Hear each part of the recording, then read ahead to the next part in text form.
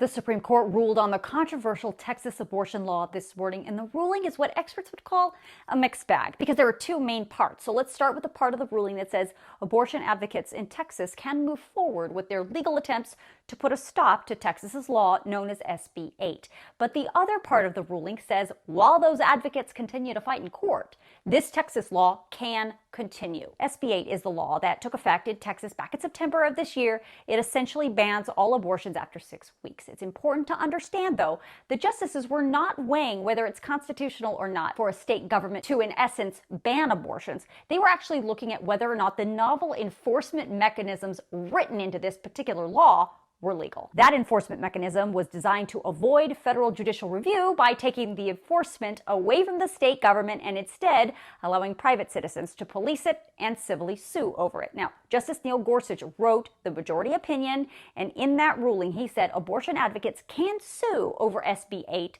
but he said state judges, clerks, and the attorney general were not the right people to sue. Instead, he said the proper defendants to sue would be the executive licensing officials who have regulatory authority over abortion providers. Now, part 2 of this ruling, as I said, allows the Texas law to remain intact while abortion advocates take these cases right back to court. So now what?